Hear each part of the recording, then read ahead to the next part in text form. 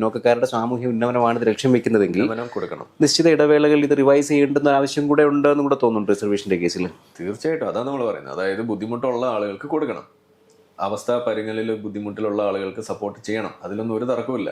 പക്ഷെ അതിന് ഈ വകുപ്പ് നമ്മൾ എടുക്കുമ്പോൾ, കാസ്റ്റ് ബേസ്ഡ് ആയിട്ടുള്ള ഒരു സാധനം ചെയ്യുമ്പോൾ, അത് കാസ്റ്റ് ബേസ്ഡ് ഡിസ്ക്രിമിനേഷൻ കൂടി നിലനിൽക്കാനുള്ള കാരണമായിട്ടാണ് ഇത് മാറുന്നത്. കാരണം ഇത് രണ്ടും ഉണ്ടാവണം.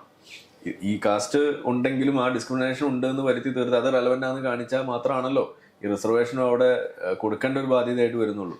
മാത്രമല്ല തിരിച്ചുകൊണ്ട് ഞങ്ങൾക്കിത് കിട്ടണം എന്നുള്ളൊരു ആവശ്യം കൂടി വരുമ്പോൾ ഇപ്പൊ ഏറ്റവും ഒടുവില്ല ഇപ്പൊ നമ്മളിത് പറയുമ്പോൾ ആളുകൾക്ക് ഇഷ്ടപ്പെടില്ല. ഇങ്ങനെ പറയുമ്പോൾ എന്താണ് ചില നമ്മുടെ ഭാഷ പറഞ്ഞ ചില ഉദാഹരണമൊക്കെ കൊണ്ടുവരാറുണ്ട്. അവർ പറയാ പാരസെറ്റമോള് കൊടുക്കുന്നത് കൊണ്ടാണ് പനി ഉണ്ടാവുന്നത് എന്ന് വരെ പറഞ്ഞു വെക്കുന്ന ചില വിദ്വാന്മാരുണ്ട്. അപ്പൊ ഇവർക്ക് അറിയാം പാരസെറ്റമോള് ഈ പറയുന്ന പനിക്ക് ഒരു മരുന്നായിട്ട് ഉപയോഗിക്കുന്ന സാധനമാണെന്ന്. പനി കുറഞ്ഞാൽ പാരസെറ്റമോൾ കൊടുക്കണ്ടെന്നും അറിയാം. ഓക്കെ, പക്ഷെ ഇതിലൊരു എക്സിറ്റ് പ്ലാൻ ഇല്ല ഈ കാസ്റ്റ് ബേസ്ഡ് റിസർവേഷൻ. അതാണ് ഇതിന്റെ ഒരു പ്രശ്നം.